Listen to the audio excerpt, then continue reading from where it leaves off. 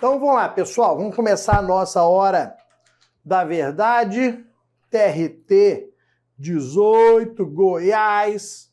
Daqui a pouquinho, dentro de alguns dias, teremos a prova do TRT de Goiás. Para quem não me segue ainda lá no Instagram, @você no TRT, o nosso perfil específico para as provas de TRTs, de Direito do Trabalho e Processo do Trabalho. Então, se você não me segue, vai lá, faça esse favor, @você no TRT, para a gente arrebentar em processo de trabalho, a gente gabaritar essas provas como nós fizemos em 2022 e vamos continuar fazendo agora em 2023. Então, vamos já colocar aqui a primeira questão na nossa tela. Então, a gente tem aqui, a primeira é de 30 questões. Então, a gente vai fazer 1h30 mais ou menos de aula, vamos para o nosso intervalo e depois a gente retorna, a gente só para na hora que a gente finalizar essa última questão nossa aqui, a 30ª questão. Então, a gente vai dar uma olhada aqui, deixa eu só colocar no ponto certinho nosso aqui, e aí vocês ali, qualquer dúvida, coloquem no chat. Como eu transmito sozinho, eu não consigo ficar muito ali olhando para o chat, até mesmo para não interromper a explicação, mas qualquer problema, a Jade Pereira está com a gente também aqui, qualquer problema ela vai nos ajudar. Então, vamos lá, pessoal, a primeira questão nossa já direto para a nossa tela, nosso slide. Uma boa aula para todos vocês. Espero que ajude a compreender os temas de processo do trabalho. Espero que no dia da prova do TRT de Goiás você lembre desses pontos que nós falamos. Você que vai fazer a área judiciária, oficial de justiça, avaliador, já que para técnico não cai processo do trabalho. Então vamos lá, partes e procuradores, um tema que a gente sempre vai encontrar nas provas, é um tema-chave que nós temos aqui para as provas de processo do trabalho. Partes e procuradores, nós temos vários aspectos, nós temos honorários de sucumbência, temos capacidade postulatória, jus postulante, uma série de situações, justiça gratuita. Vamos ver nessa primeira o que nós vamos encontrar. Então, quanto a partes e procuradores que figuram no processo do trabalho, a CLT estabelece. Meus amigos, este tema aqui nós encontramos num sem número de questões. As bancas sempre vão falar do mandato tácito ou apud acta. Já vou anotar isso daqui. Nós vamos encontrar diversas questões tratando, vamos aqui colocar, tratando do mandato tácito ou apud acta. Já vi questão trazendo essa expressão, o camarada olhou, o que é isso, apud acta, que desgrama, que essa é a mesma coisa que o mandato tácito. O que é mandato? Instrumento de mandato? Procuração. Então você leu ali, mandato é procuração. Eu tenho a procuração ou mandato expresso, aquele que está no papel, quando eu assino uma procuração para o advogado, e eu tenho o mandato tácito ou apud acta, que é aceito no processo do trabalho. Vejam que eu sou um engenheiro, ajuizei uma reclamação trabalhista, doutor João é o meu advogado. Rapaz, eu não assinei uma procuração para ele.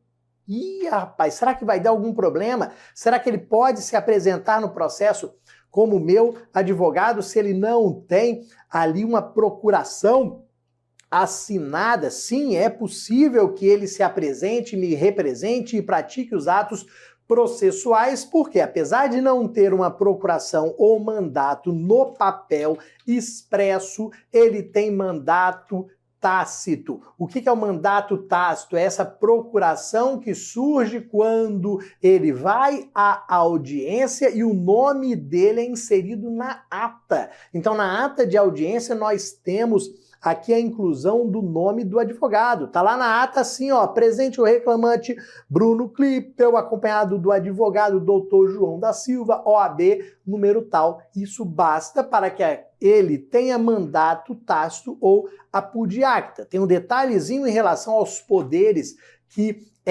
esse mandato tácito vai conferir, nós vamos tomar cuidado aqui. Então vejam, ó, qual é a assertiva correta? A gente já vai matar a letra A. Em todas as questões, nós vamos buscar, independentemente de qual seja a letra, a gente vai buscar a correta, vamos ver o porquê e depois vamos eliminar as erradas. Então aqui eu já tenho a letra A. A letra A é a correta em relação aqui às partes e procuradores. A CLT fala que a constituição de procurador, ou seja, advogado com poderes para o foro em geral, poderá ser efetivada mediante simples registro em ata de audiência, requerimento verbal do advogado interessado com anuência da parte representada. Vejam, galera, a gente extrai isso daqui, ó, do 790 da CLT, mandato tácito. O que eu vou destacar aqui, ó? Com poderes para o foro em geral. Então, mandato tácito, ele confere poderes gerais para este advogado. Não confere poderes especiais. Então, com os poderes gerais, o advogado consegue peticionar, consegue recorrer, consegue produzir prova em audiência, realizar os atos normais do processo. Só que alguns atos ele não consegue, que seriam decorrentes do poder especial. Veja que esse advogado, só com os poderes gerais, ele não consegue fazer um acordo em meu nome, ele não consegue receber em meu nome, ele não pode aqui reconhecer pedidos, se ele for advogado do réu, ele não pode reconhecer pedidos, porque aqui esses atos são especiais.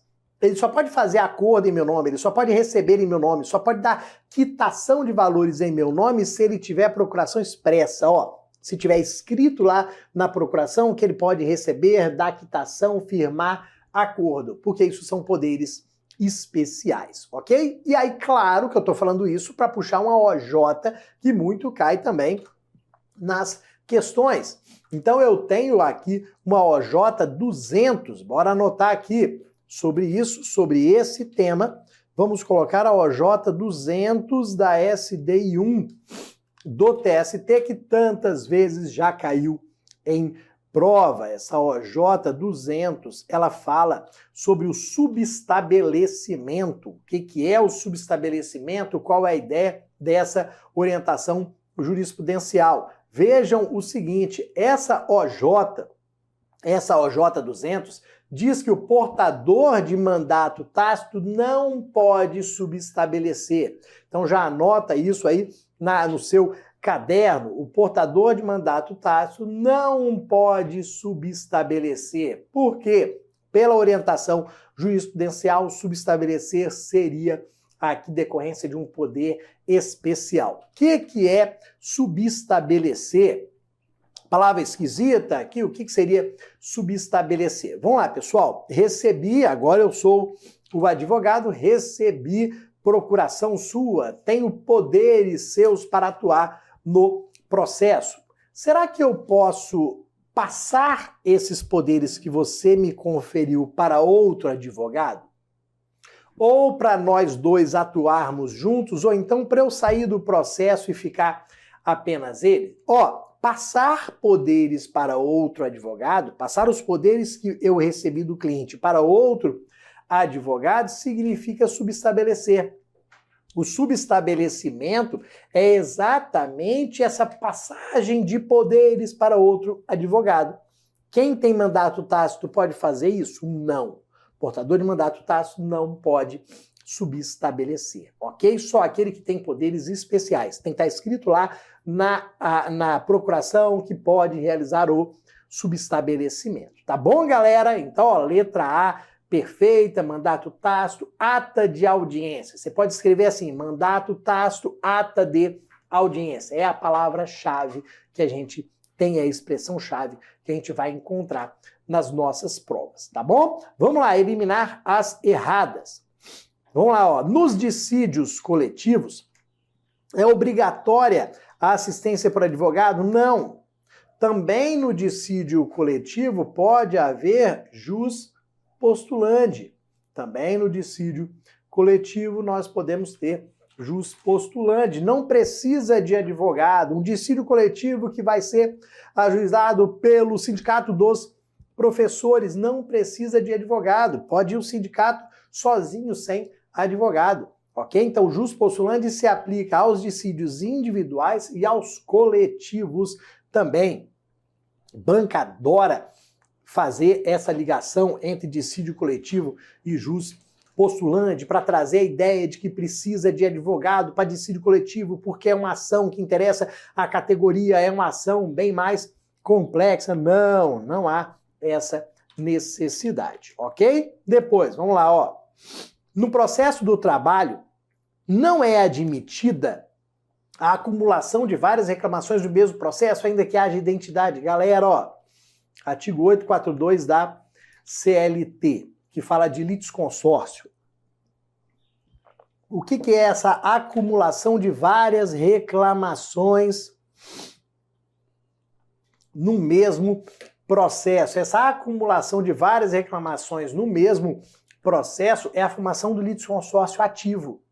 Eu tenho mais de um autor. Imagina o seguinte, ó, situação bem simples. Eu e você trabalhávamos juntos na mesma empresa. Ou eu, você e o João trabalhávamos juntos na mesma empresa, fomos demitidos. Aí a gente conversa, pô, a gente tinha que ajuizar a ação trabalhista, pô, essa empresa a gente sempre fez muitas horas extras, é sacanagem, eles nunca pagaram, pô, a gente tem que ajuizar a ação trabalhista. Duas opções que nós temos.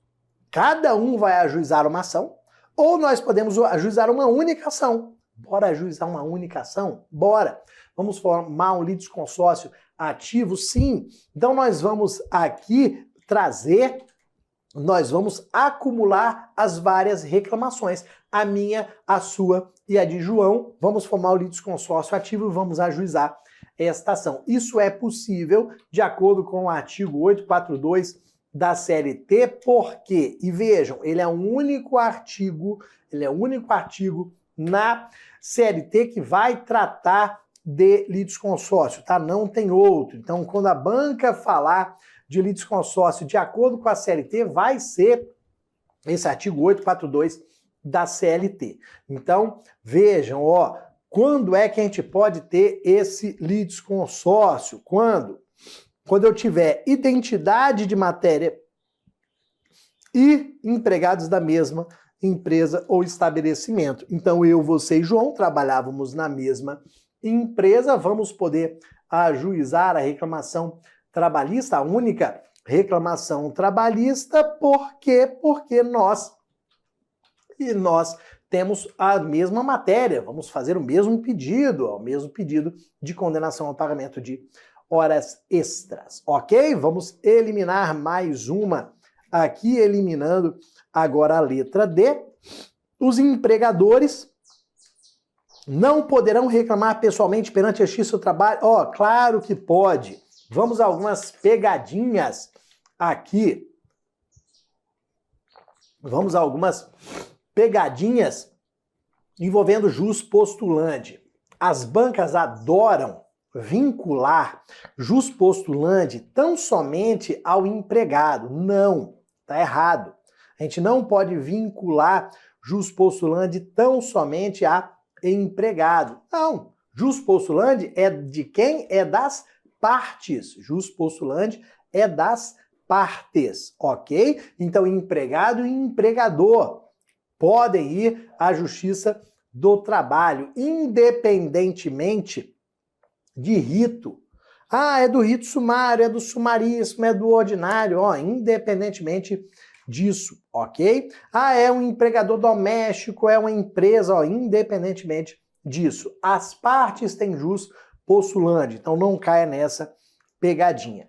Depois, a reclamação trabalhista do menor de 21 anos, não, do menor de 18 anos. Aqui vamos anotar um dispositivo 793 da CLT, reclamação trabalhista do menor de 18 anos será feita pelos seus representantes, na falta deles, apenas pelo sindicato? Não.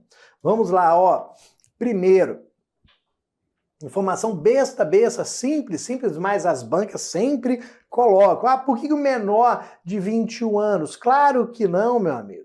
Antigamente, no Código Civil anterior, você só atingia a maioridade com 21 anos. No atual, todo mundo sabe que 18 anos você já atinge a maioridade. Só que a CLT é lá de trás. Então eles tentam vincular esta ideia. Mas não, ó, com 18 anos você não precisa mais de representante, não precisa mais de ninguém. 18 anos você vai lá e ajuiza a sua ação trabalhista. E o 793 da CLT, que a gente encontra de vez em quando nas provas, ele vai trazer algumas opções. Ao menor de 18 anos, tá bom, moleque começou a trabalhar com 16 anos. Pode? Claro que pode. A Constituição Federal permite. Então, com 16 anos, começou a trabalhar, realizou algumas horas extras, não recebeu. Pode ajuizar a ação trabalhista? Pode. Com 16, 17 anos, pode ajuizar ação trabalhista. Não corre a prescrição contra ele. Você viu isso lá no direito do trabalho. Não corre a prescrição, ele poderia esperar fazer 18 anos, mas não, já quero com 17 anos, quero ajuizar a minha ação trabalhista. Perfeito. O que que acontece? Ele vai ser representado ali pelos pais, que são os representantes legais. Ah, não tem os pais, ou então eles não querem ajuizar a ação trabalhista. O 793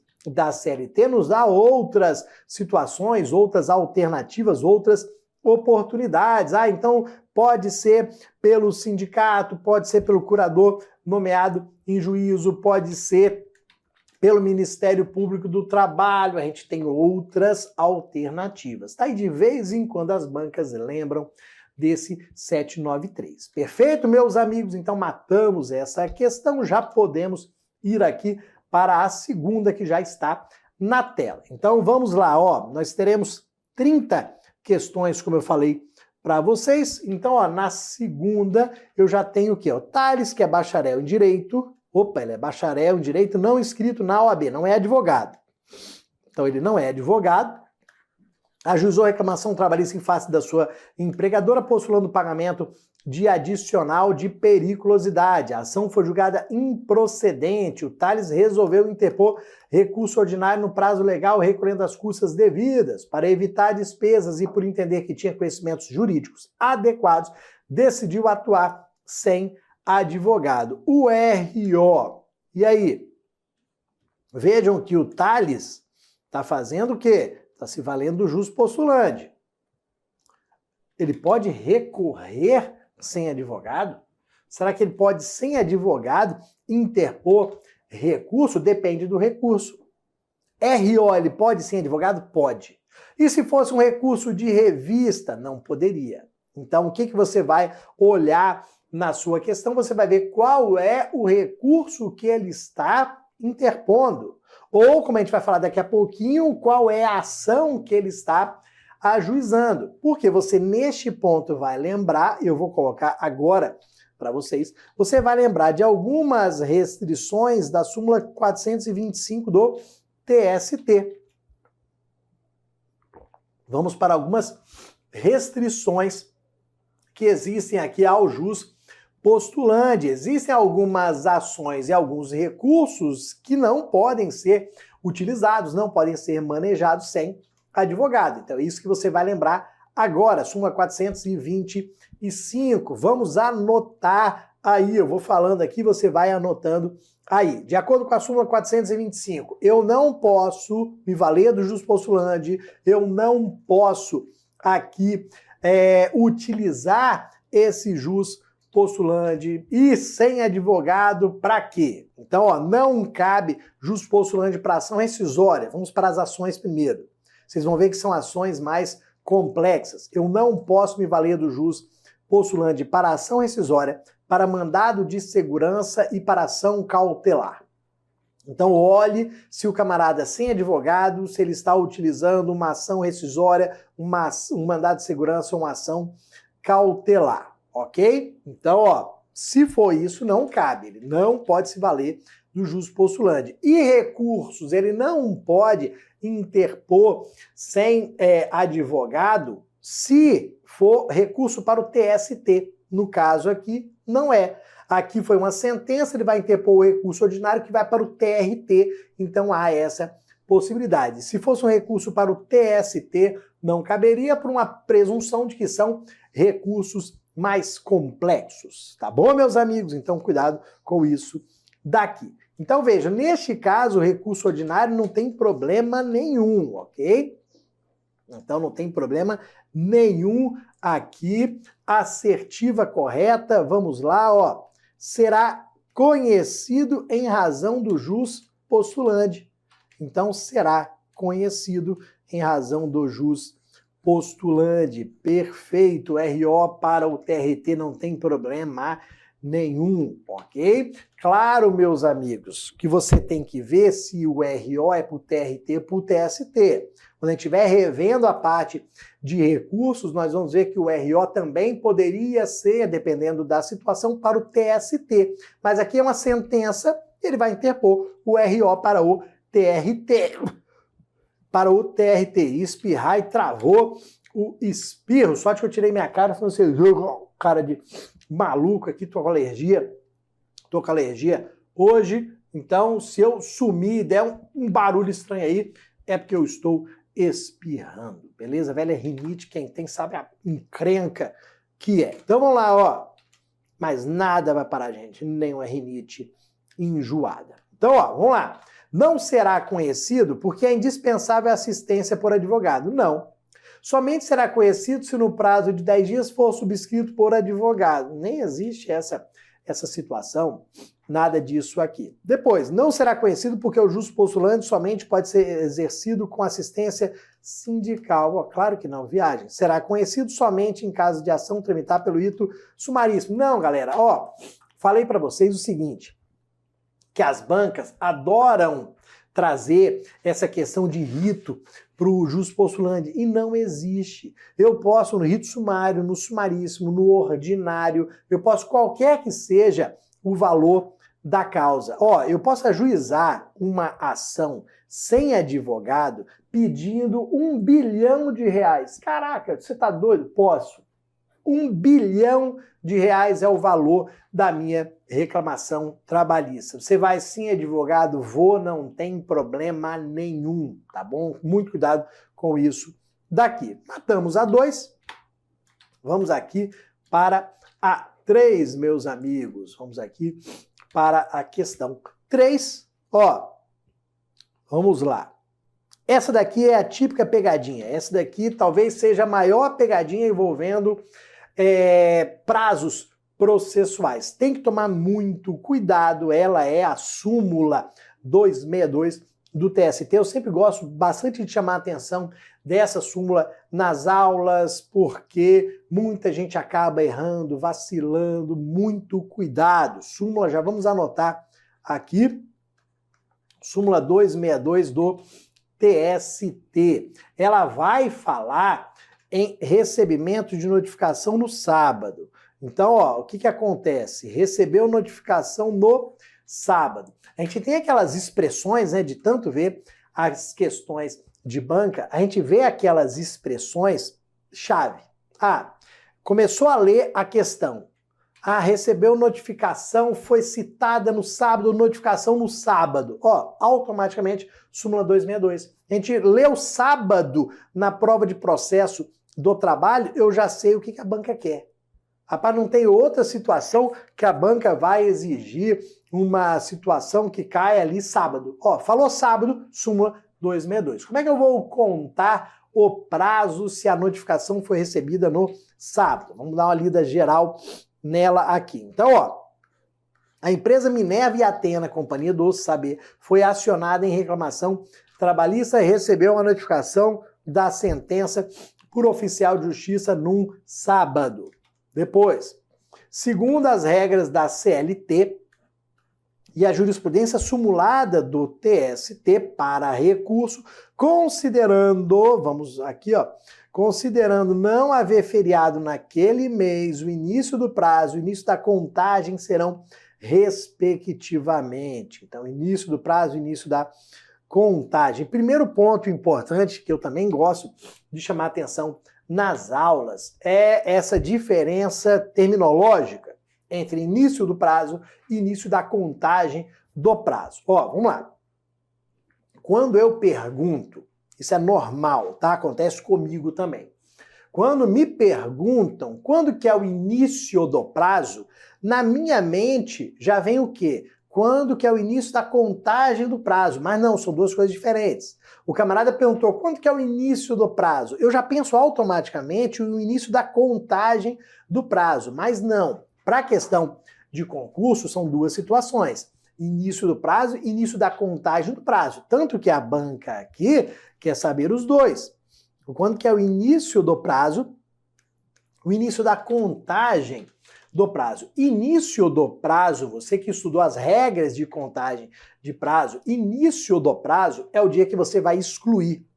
Você não exclui o primeiro dia? Então, esse primeiro dia que você exclui, que é o início do prazo. E aí você começa a contagem no primeiro dia útil seguinte, não é isso que você faz? Então, olha aqui, ó, vamos lá.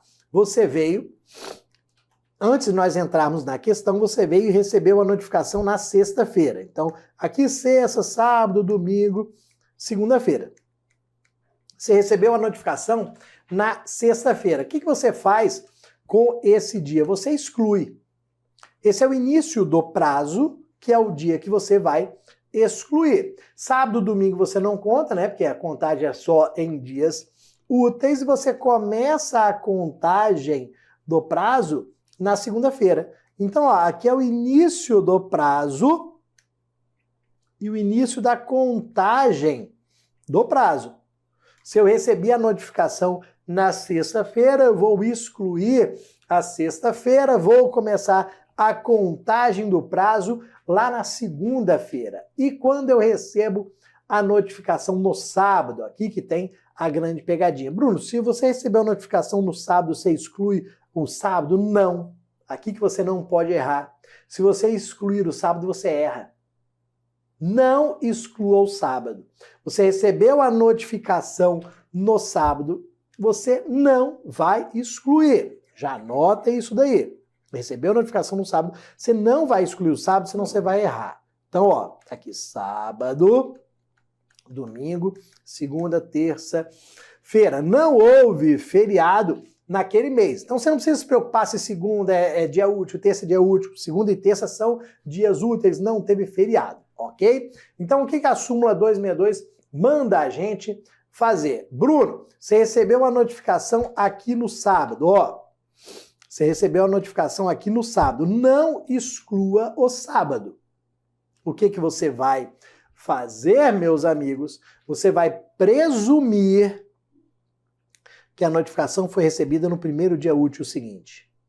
Esse daqui que é o pulo do gato, onde você pode errar ou acertar. Você do estratégia, óbvio que vai acertar. Então, ó, você recebeu no sábado, você vai presumir que essa notificação foi recebida na segunda-feira. E aí, a segunda-feira, você faz o quê? Você exclui e começa a contagem na terça-feira. Se você excluiu a segunda-feira, a segunda é o início do prazo. E a terça-feira é o início da contagem do prazo. Ó, início do prazo, segunda-feira, início da contagem do prazo, terça-feira. Então, o pulo do gato está aqui, em não excluir o sábado, em presumir que foi recebido na segunda-feira e excluir a segunda. Ok, galera? Se você excluísse o sábado, você começaria a contagem na segunda e aí erraria. Neste caso, não, porque a própria banca já disse que não houve feriado naquele dia, naquele mês, não houve feriado. Só que em outras situações, tome cuidado e veja se segunda e terça-feira são dias úteis. Se segunda ou terça-feira forem feriados, muda isso daqui. Se segunda fosse feriado, eu ia presumir o recebimento na terça, iria excluir a terça e começar a contagem na quarta. Então vejam como muda um pouco isso daqui. Tá bom, meus amigos? O resto a gente já pode aqui eliminar por completo. Muito cuidado com essa súmula 262, ela só vai ser utilizada se a banca falar sábado, ali em relação à contagem, a recebimento de notificação, tá? Vamos aqui para a próxima, já está na tela, mais uma sobre prazos. Então, cuidado, prazos é sempre um ponto importante que a gente gosta também, que as bancas gostam bastante, tá? Aqui uma situação simples. Ah, vai ter questão simples na prova? Vai. Prova não tem só questão difícil, não. Existem algumas questões simples, algumas questões repetidas, e pode ter certeza que tem gente que erra as questões simples não por desconhecer a matéria, não, é até mesmo por ignorar aquela simplicidade ou então por cansaço, nervosismo. Esse daqui é um exemplo de uma questão que o camarada erra de bobeira e sai se lamentando pro resto da vida, então você tem que ficar tranquilo para não errar.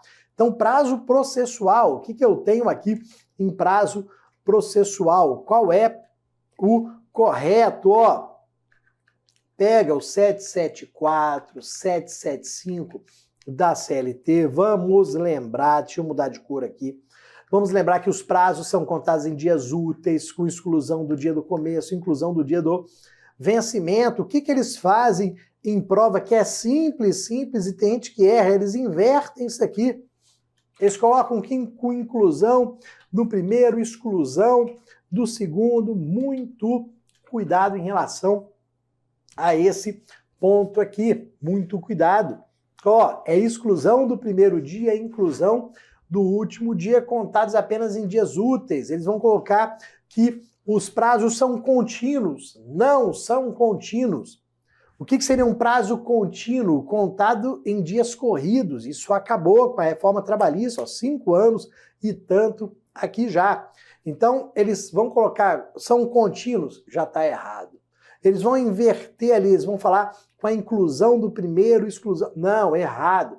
Você vai excluir o primeiro e vai incluir o último, porque você tem até o último minuto do último dia para realizar aquele ato processual, ok? Olha aqui. Os prazos, vamos eliminar as outras aqui. Os prazos para razões finais são de 10 minutos para cada parte. Não tem essa história, dependendo do juiz, 10 minutos ou 48 horas. Não. Veja que no processo do trabalho, não há razões finais escritas. Isso não está previsto no artigo 850. Deixa eu anotar aqui para vocês. Ó, o 850 da CLT vai falar em razões finais orais, 10 minutos para cada parte. Não existe para concurso essa história do juiz optar, conceder tantos dias. Não, são 10 minutos para cada parte e ponto. Depois, os prazos para a administração pública são contados em dobro apenas para a defesa. Não, galera. Os prazos para a administração pública são contados em, olha aqui, Decreto-Lei 779 de 69, quádruplo para a defesa, dobro para recurso. Olha aqui, talvez seja essa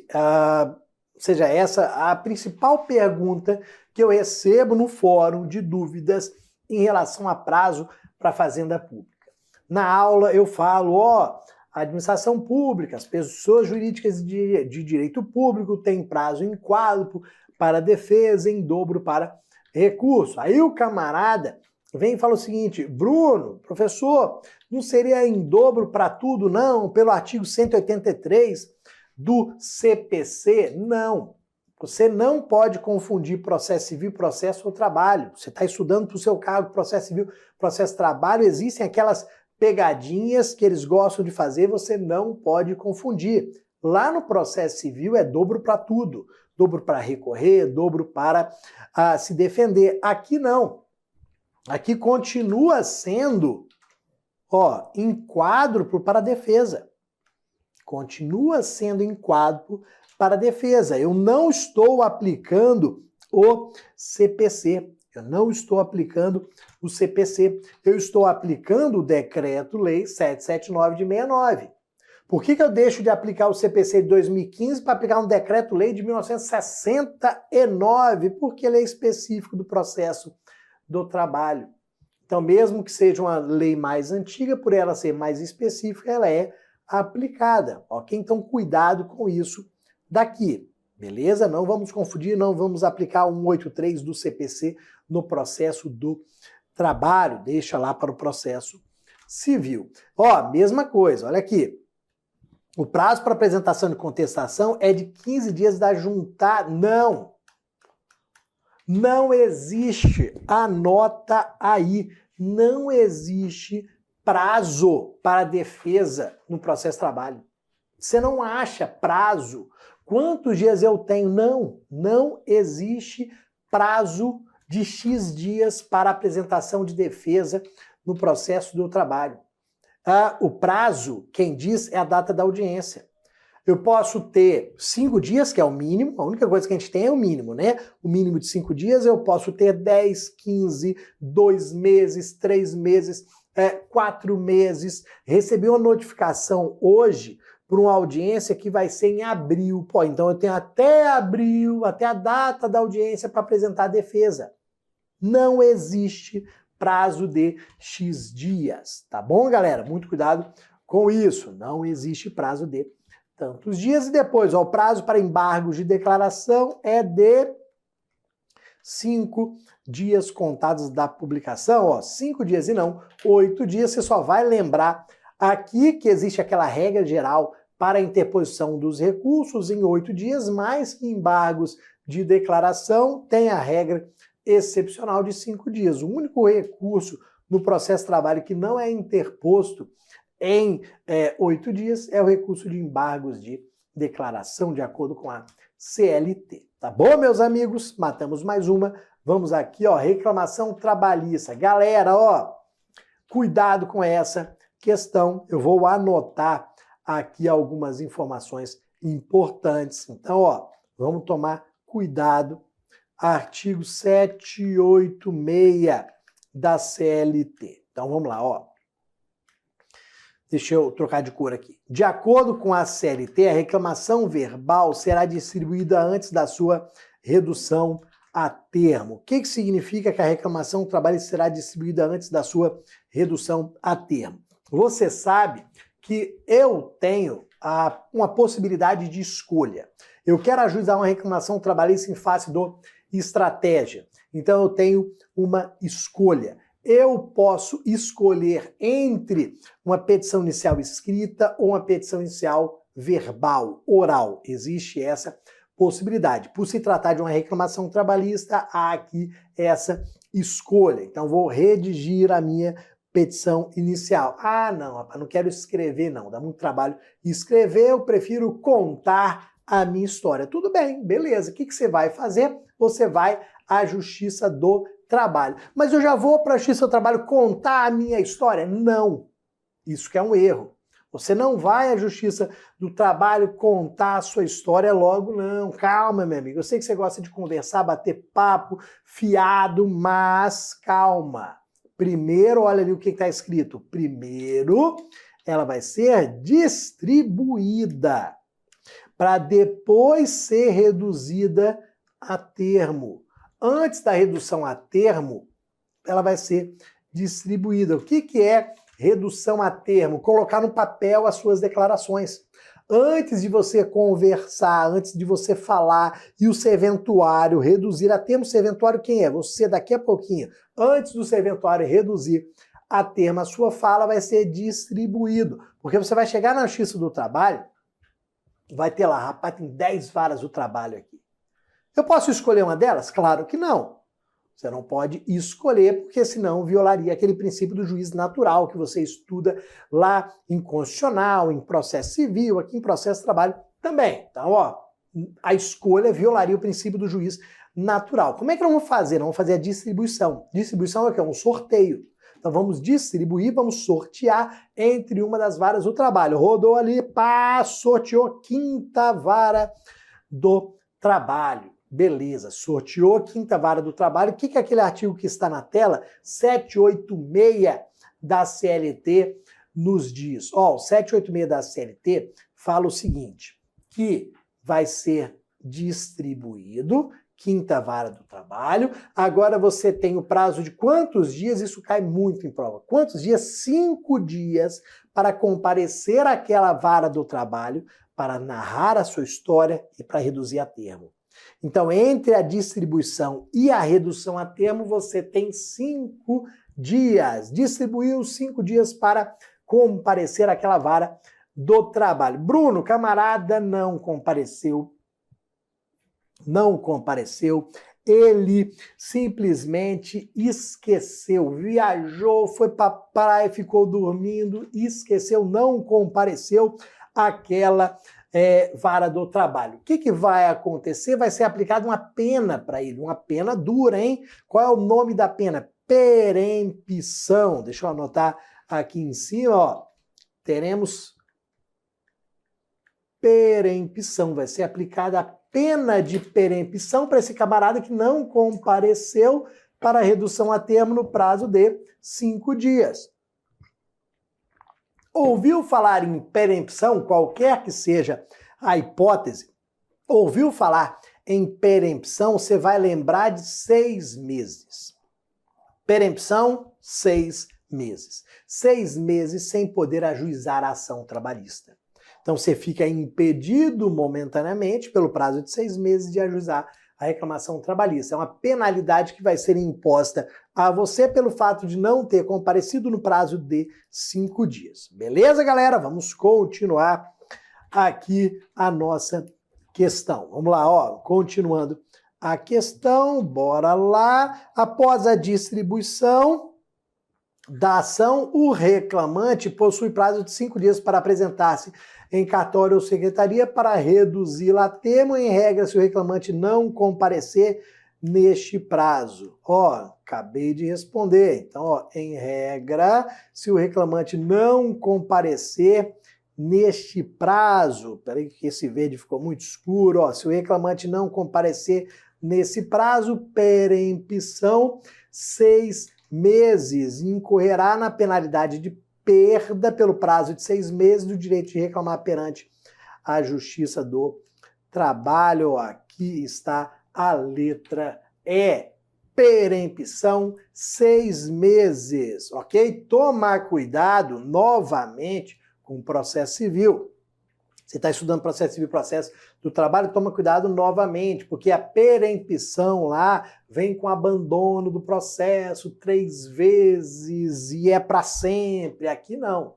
Aqui eu tenho perempção sempre de 6 meses em outras hipóteses. Não é abandono por 3 vezes, não. Aqui é quando eu falto a essa redução a termo, ou então quando eu falto a 2 audiências e os 2 processos são arquivados. É uma outra situação também que nós temos, tá? Foge um pouco desse assunto aqui, mas veja as diferenças entre processo civil e processo do trabalho. Vamos aqui, ó, eliminar as outras fica muito fácil, né? Ó, incorrerá na penalidade pelo prazo de 60 dias? Não. Será marcado novo dia com a intimação? Pô, aí tá bom demais, né? O camarada ficou dormindo.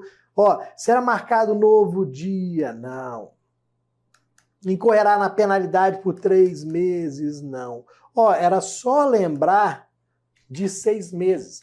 Então, anota mais um aí. Perempção, 6 meses. Perempção, 6 meses. Leu perempção, 6 meses, acertou a questão. Tá bom, galera? Chave ali pra gente. Vamos para custas processuais na tela, nossa 6ª questão. Falei que são ali 30 questões, separei 30 questões pra gente. Vamos para número 6, agora falando de custas processuais. Eu já vou anotar o artigo 789 da CLT, já pega ali o artigo 789 da CLT, custas processuais, a gente vai ver algumas informações importantes aqui. Então, ó, vamos aqui para a custas CLT estabelece. Então, só mudando de cor aqui rapidinho, no tocante às custas, a CLT estabelece que, meus amigos, vamos lá, olha aqui a letra D. Olha aqui. Não sendo líquida a condenação, o juiz arbitrará o valor e fixará o montante das custas processuais dentro do artigo 789 que nós temos aqui. Olha o que acontece, meus amigos. Quando a gente fala em custas processuais, a primeira coisa que a gente tem que lembrar é um percentual, tá? Informação simples, mas que ajuda bastante nesse tipo de questão. A gente já vai pensar num percentual. Custas no processo do trabalho, me fala aí qual é o percentual que eu tenho, 2%. Então já vamos anotar aqui no cantinho, vou ficar na tela mesmo, ó. Vamos anotar no cantinho 2%. Geralmente existe condenação. Então, o que acontece? Eu tenho uma condenação ao pagamento de R$100 mil. Se eu tenho uma condenação de R$100 mil, eu tenho R$2 mil de custas, né? 2%, R$2 mil. Uma condenação de R$50 mil, então dá R$1.000 de custas, 2%.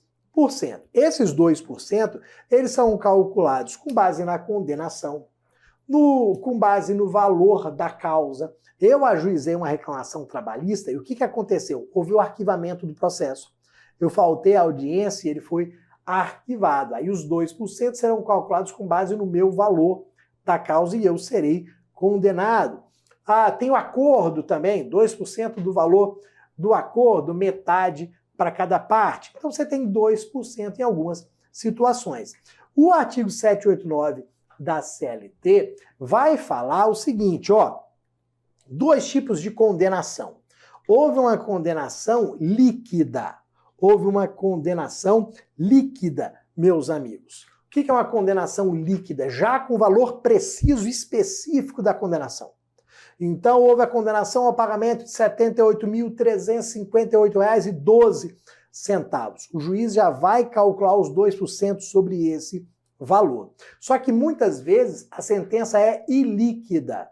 A sentença reconhece o direito, só que não fixa desde logo o valor preciso.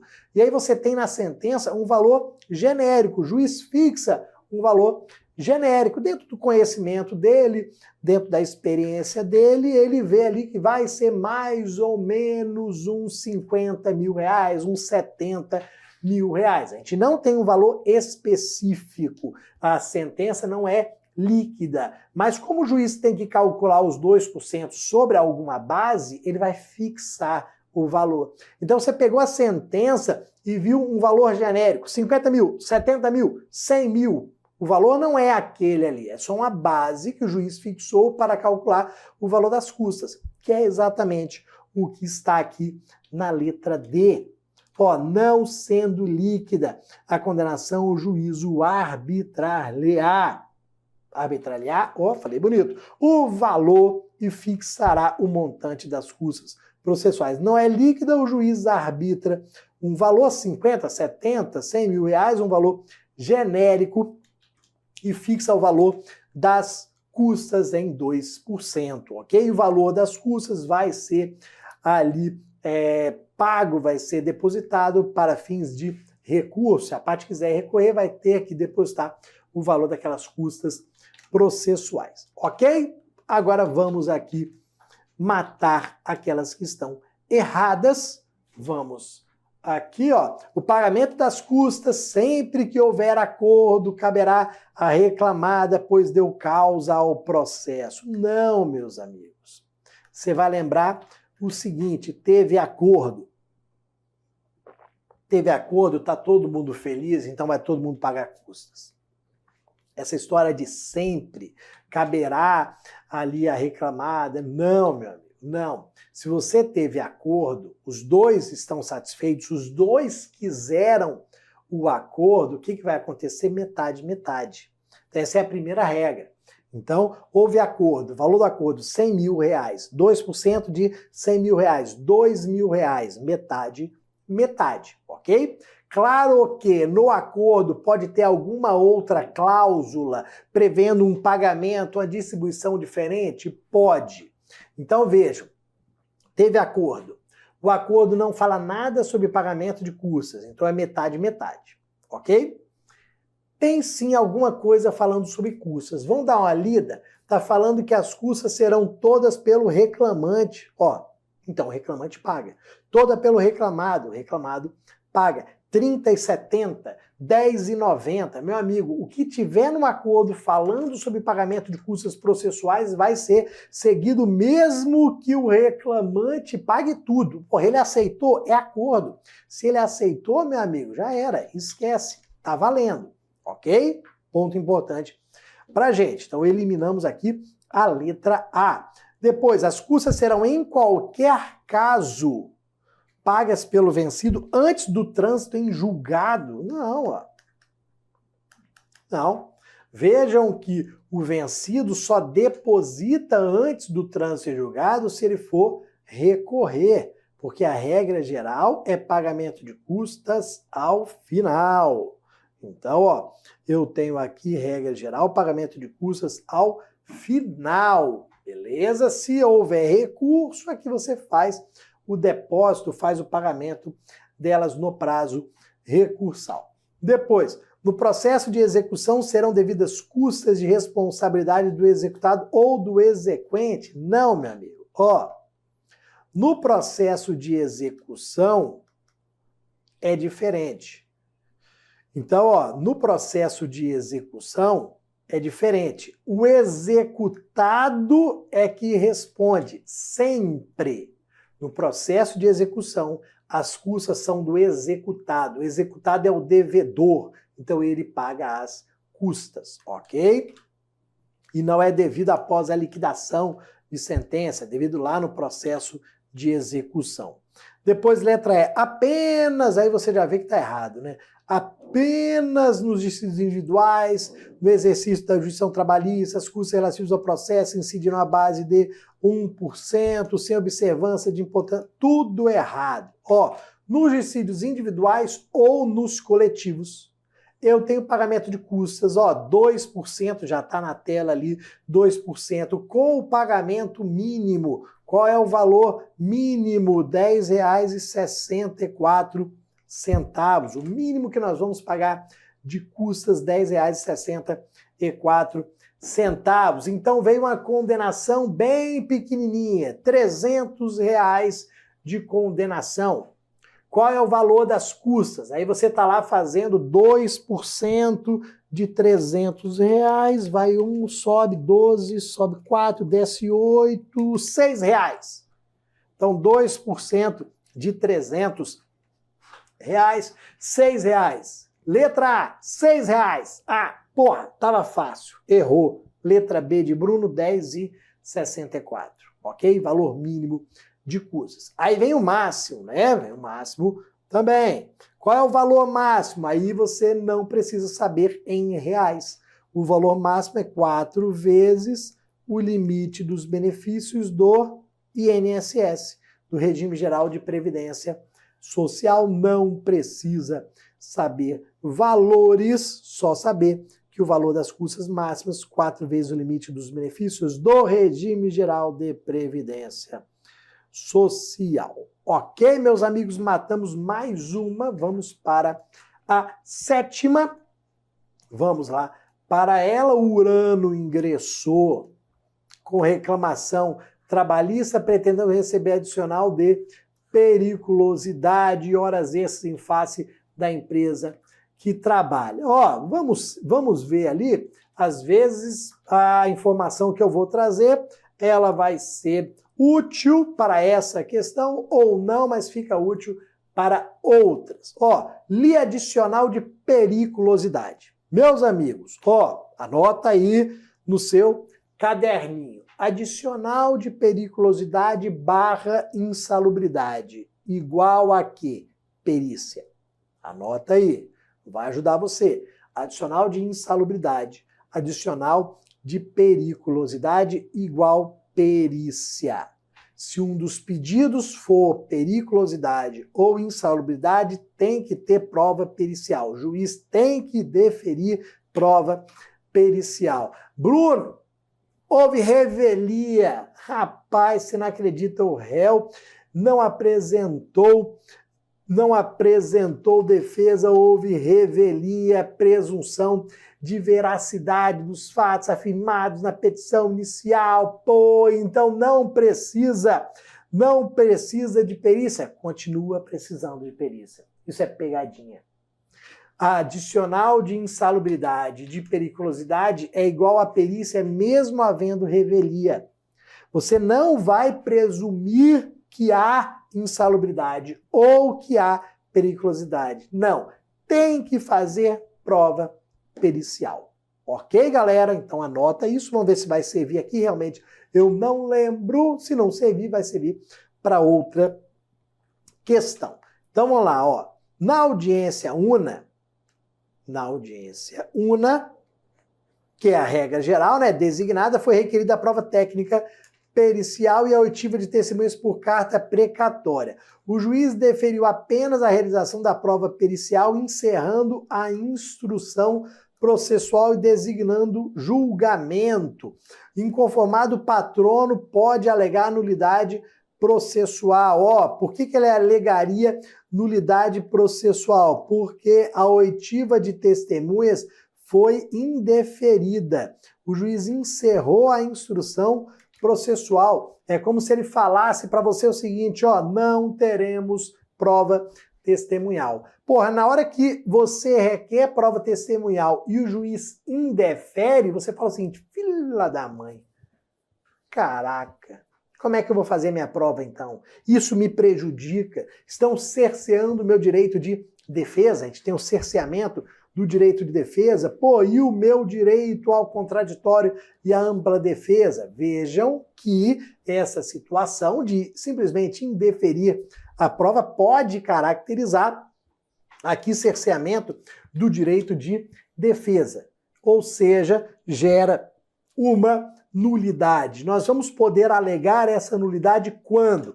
Vou anotar agora para vocês um bloco de artigos que vocês têm que ler, que vocês têm que conhecer, que são os princípios relacionados às nulidades, que basicamente respondem a todas as questões sobre nulidade. Se na sua prova, do TRT de Goiás, aparecer alguma questão sobre nulidade, você vai responder com base nas informações que constam do artigo 794 a 798 da CLT. Então, simplesmente você vai responder com base nesse bloco de artigos aqui, por isso que é importante. Então, ó, neste caso, nós vamos poder alegar a nulidade processual quando? A ideia vai ser sempre o seguinte, tem que ser o mais rápido possível, tá? Se você tem uma nulidade para alegar, você tem que alegar o mais rápido, o mais breve possível, porque quem cala consente, não é? Acontece alguma coisa, alguém vem e fala uma merda na sua cara, aí você fica quieto. Aí, 2 anos depois, você vem. Aqui, você lembra aquele dia que você me falou aquilo? Não sei o que lá. Ah, porra, você não falou nada na hora, agora não vem mexer no saco, não. Você tinha que ter falado na hora, você tinha que ter reclamado na hora. Não adianta querer remoer agora 3 anos depois. Nem lembro o que eu falei, né? Quem fala merda não lembra, né? Óbvio, né? Então, ó, você tem que falar na hora, tem que reclamar na hora. Você tem que alegar a nulidade o mais rápido possível. Olha ali, ó. Letra E. Letra E. Tem que alegar nulidade processual quando? A primeira vez que tiver que falar em audiência ou nos autos em razão do princípio da preclusão. Quem cala, consente. Então, se você não fala na primeira oportunidade, se for em audiência, tem que ser em audiência, né? Com aquele protesto em audiência, ou se foi por meio de uma decisão judicial, você tem que se manifestar nos autos o mais rápido possível na primeira oportunidade, sob pena de preclusão. O que é preclusão? Bora anotar Aqui esses termos são importantes. Ó, preclusão é perda da possibilidade de realização de um ato processual. Ou você alega agora, ou você perde a possibilidade de alegar. Ou você se manifesta agora, ou você perde a possibilidade de se manifestar. Isso é preclusão. Ok, galera? Depois vamos aqui eliminar as demais. Vamos aqui para elas, ó. Em qualquer fase do processo, porque é uma nulidade fundada em incompetência de foro? Claro que não. O que é nulidade fundada em incompetência de foro, meus amigos? É incompetência absoluta. Porra, ninguém está falando em incompetência absoluta aqui. A gente está falando de produção de prova, de deferir ou indeferir produção de prova. Não tem nada falando de incompetência aqui, nada disso. Ó, apenas em grau de recurso, porque a nulidade fundada em incompetência de prerrogativa, nem existe isso. Em qualquer momento do processo, quando arguida por quem lhe tiver dado causa. Uma das regras que nós encontramos naqueles artigos lá em cima é que quem deu causa à nulidade não pode alegá-la. Quem deu causa à nulidade não pode alegá-la. Uma das regras, um dos princípios que nós temos lá nos artigos da CLT. É por isso que, um exemplo simples aqui, é por isso que se eu ajuizo a ação trabalhista em São Paulo, eu não posso alegar que São Paulo é incompetente. Só quem pode alegar é o reclamado. Porque eu escolhi o local do ajuizamento. Imagina, o Bruno escolheu ajuizar a ação em São Paulo e ajuizou. Daqui a pouco vem uma petição do Bruno, juiz, ó, remeta o processo para o Rio de Janeiro, porque São Paulo não é competente. O juiz vai falar assim, mas meu, o Bruno não é dado, né? Só pode, porque ele escolheu ajuizar aqui, agora ele está falando que não é aqui. Não, pô, o Bruno deu causa ao erro, ele não pode alegar, não há essa possibilidade. E aí, ó, por fim, no prazo de 5 dias, agravo de instrumento, aí aquela viagem, as bancas sempre trazem aquela viagem, né? 5 dias, agravo de instrumento, pô, nem existe agravo de instrumento com essa finalidade no processo do trabalho, nem é prazo de 5 dias, não existe isso. Matamos mais uma e aí já está na tela a nossa número 8. Então vamos ali seguindo, são 30 questões, falei que a gente só para na hora que terminar a 30ª. Então bora lá para a 8ª, já está na nossa tela. Então, ó, na reclamação trabalhista, movida pelo empregado Záfiro em face da empresa Olimpo S.A., houve procedência parcial em sentença. A reclamada, deixa eu mudar de cor aqui, dá muito escuro. Peraí.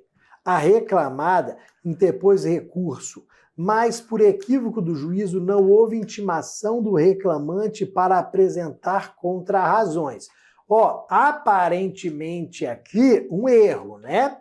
Quando uma parte interpõe recurso, a outra tem que ser intimada para apresentar contrarrazões, defesa, resposta ao recurso. Tecnicamente, o nome seria contrarrazões. Então, se a empresa interpôs o recurso, a outra parte deveria ter sido intimada para apresentar contrarrazões de defesa. Não foi, por um equívoco aqui, não houve intimação para apresentar contrarrazões. Só que olha um detalhe, o recurso teve seu provimento negado, ou seja, não aceitaram o recurso da empresa.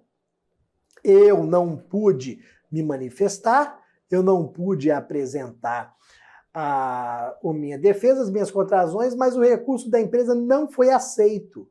Ou seja, eu não fui prejudicado. Nossa, que bom! Não fui prejudicado e nem tive ainda trabalho de apresentar contrarrazões. Esse que é o ponto. Ele não foi prejudicado, ok? Guarda isso daí.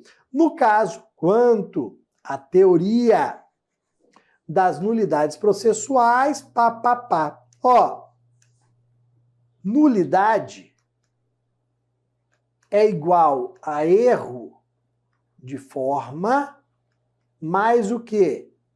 Prejuízo. Nulidade é igual erro de forma mais prejuízo. Houve um erro de forma? Houve. Erro de forma houve.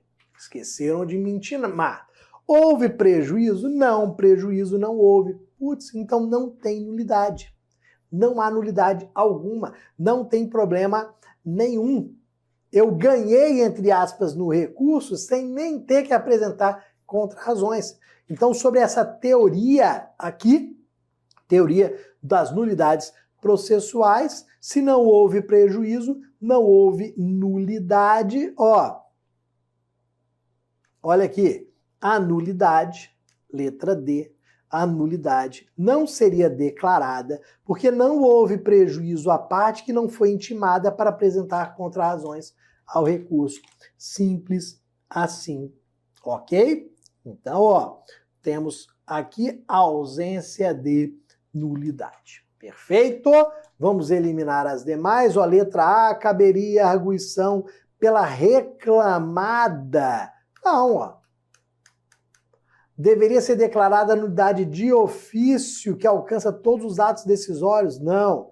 Não poderia ser declarada nulidade de ofício por não ser absoluta, mas caso fosse arguida por qualquer das partes? Não. Deveria ser declarada a nulidade por provocação da reclamada. Numa ação rescisória, não. Viagem. A mais simples que a gente tinha ali era a questão do prejuízo. Lembra, anota aí, nulidade é igual a erro de forma mais prejuízo. Só erro de forma não gera nulidade. Perfeito, meus amigos? Partimos para a 9. Ó, a 9 a gente vai fazer um pouquinho mais rápido também, porque é sobre perempção, mas vamos lembrar os dois casos, as duas hipóteses aqui.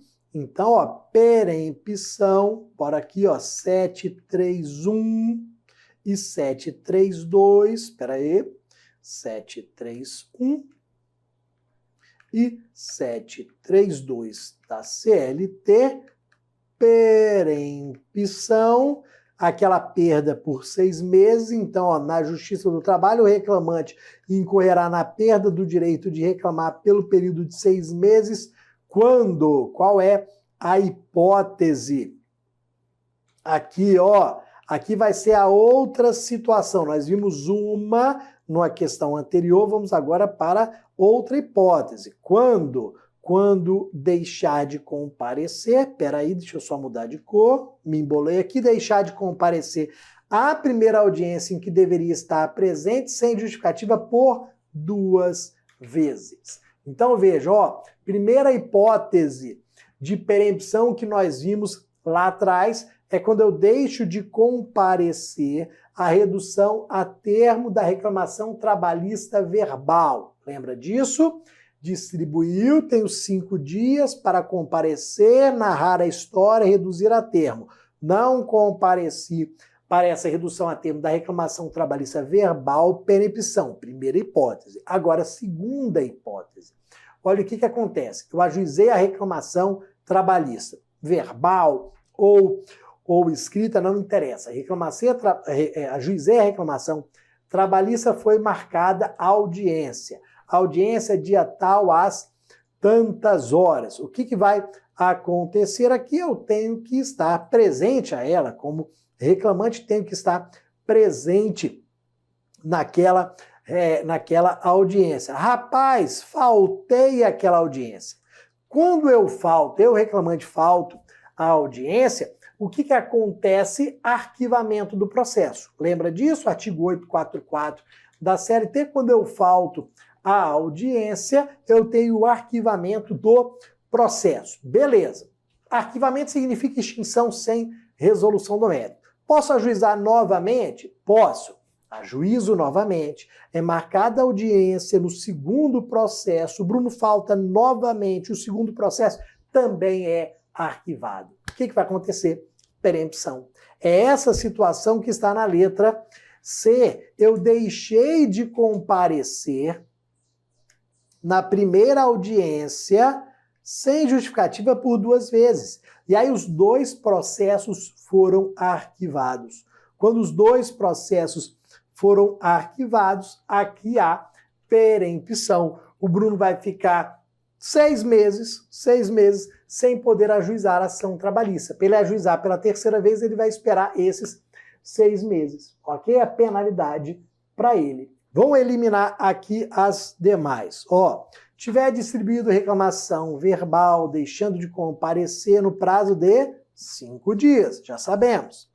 Aqui, mesma coisa, ó, 5 dias. Deixar de comparecer à segunda audiência, que deveria estar presente, sendo intimado para prestar depoimento? Não, aqui vai ter só confissão. Se você iria depor e não compareceu, vai haver confissão.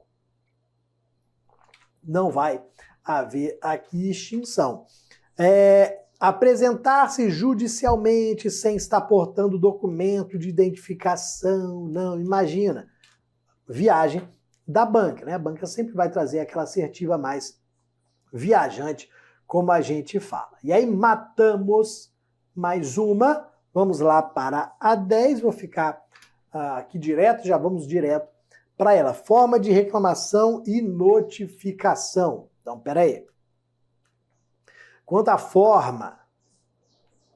forma de reclamação e notificação no dissídio individual pelo rito ordinário, conforme previsão na CLT, súmulas de jurisprudência universal, é correto afirmar. O que é correto afirmar aqui, meus amigos? Na 10, olha aqui. Vamos lá, ó. 10, súmula 16 do TST. Súmula 16 do TST.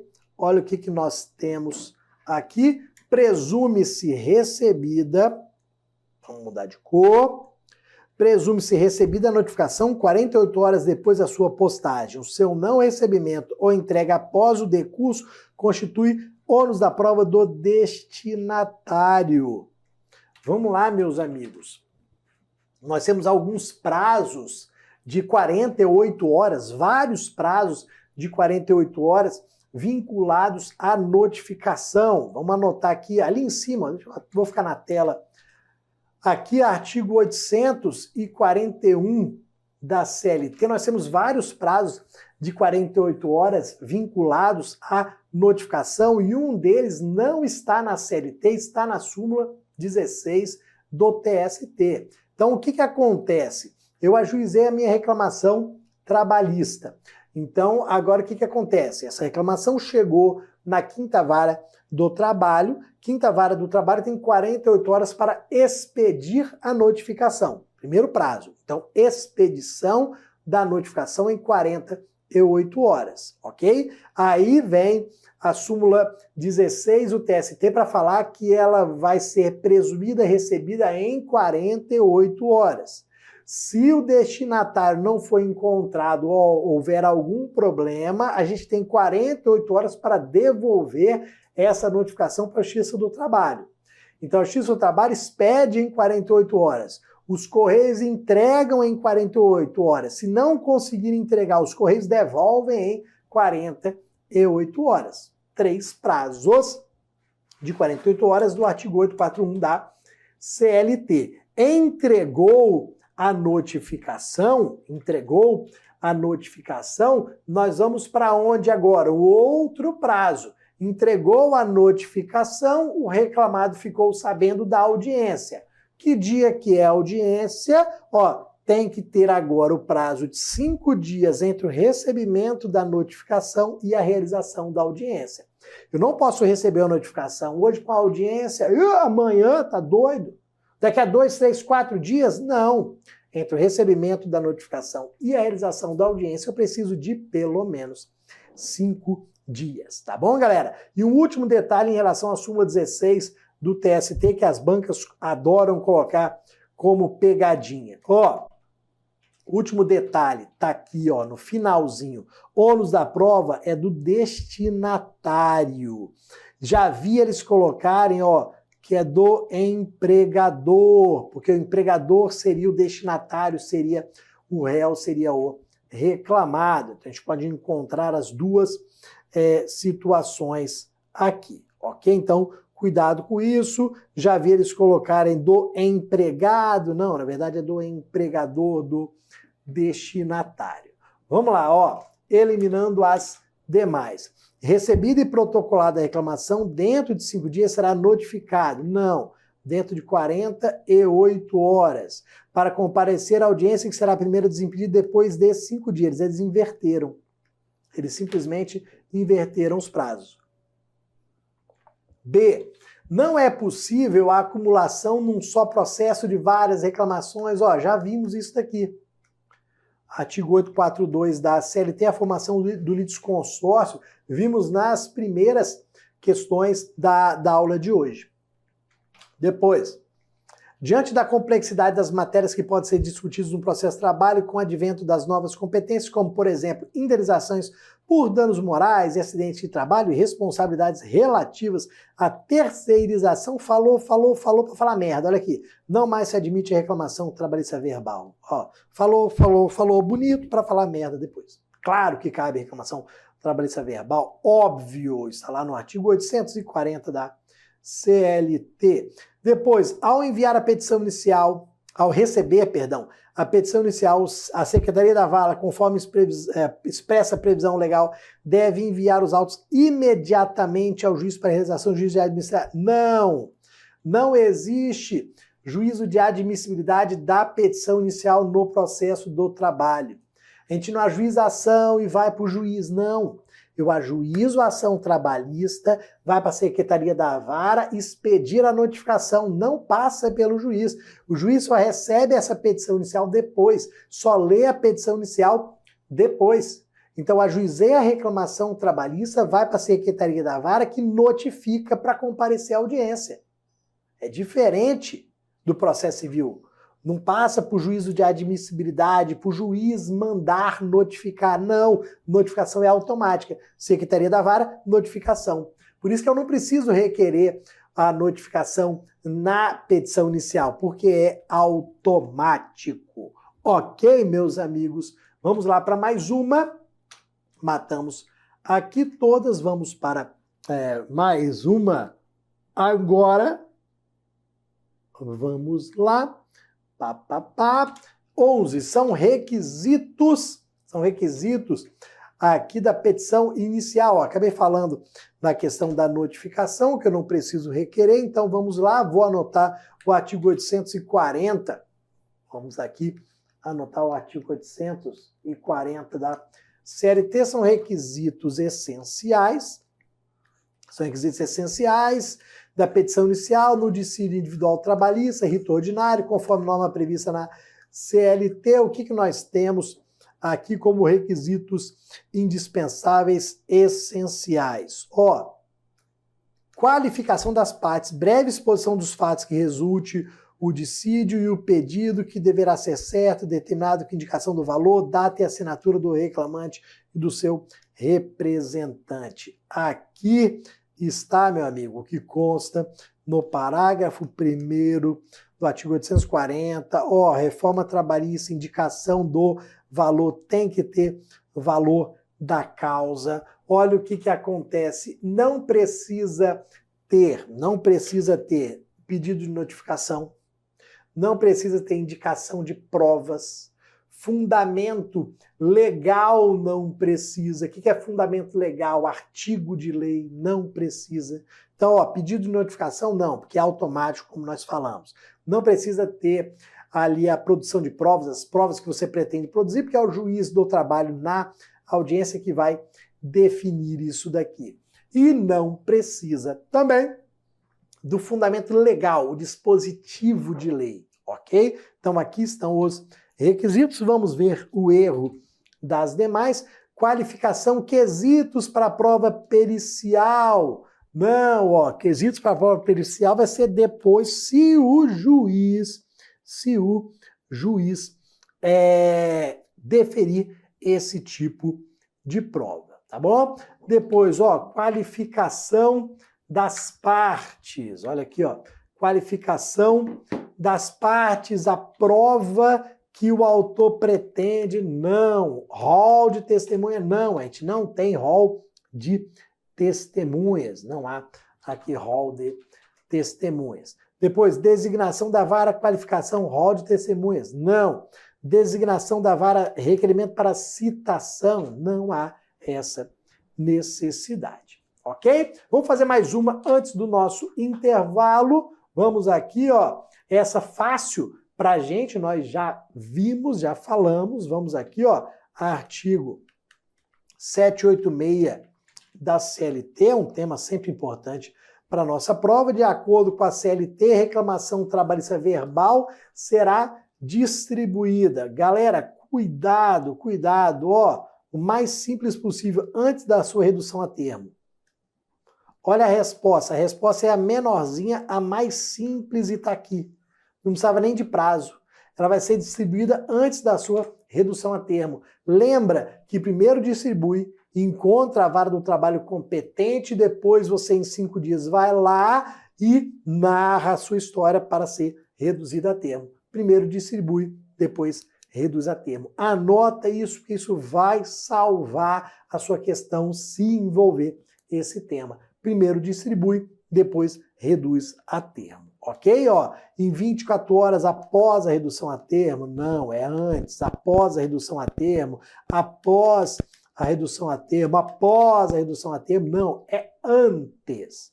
Distribui antes da sua redução a termo. Vou fazer mais uma aqui antes do intervalo. Vamos aqui para a 13, quase chegando ali no meio, são 30 questões. Vamos lá, ó.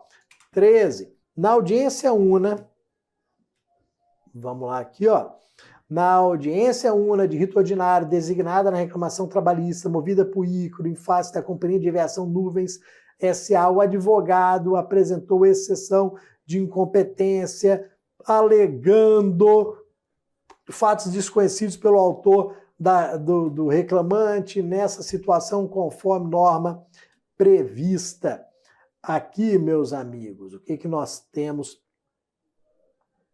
aqui, ó, vamos colocar, vou anotar artigo 800 da CLT, exceção de incompetência, é um dos temas mais importantes da reforma trabalhista, artigo 800, olha o que que nós temos aqui, a exceção de competência deverá ser apresentada no prazo de 5 dias a contar da notificação antes da audiência e impeça que sinalize a existência dessa exceção. Então, ó, não era ali na audiência, não, tinha que ser antes da audiência. Ponto importante do artigo 800 da CLT. Então, falou em exceção de incompetência, é porque a gente quer alegar que a ação não foi ajuizada no local certo, a gente quer alegar aqui o erro em relação ao local do ajuizamento, ok? Tem que ser no prazo de 5 dias a contar da notificação. Recebi a notificação, vi que a ação foi ajuizada no local errado, o que que eu vou fazer? Eu vou, no prazo de 5 dias antes da audiência, apresentar a exceção, e aí o que que acontece? É uma peça separada da contestação, por isso que fala em peça que sinalize a existência dessa exceção, porque é uma petição separada. Não vou apresentar a contestação agora, deixa a contestação para depois. Agora é só a exceção que vai gerar a suspensão do processo, ok? Do processo principal, enquanto não houver a decisão da exceção. Ó, B, caso seja requerido pelo advogado, prazo de 15 dias para se manifestar sobre a exceção. Não, meu amigo, são 5 dias. A audiência não será adiada, ela vai ser adiada, o processo vai ser suspenso.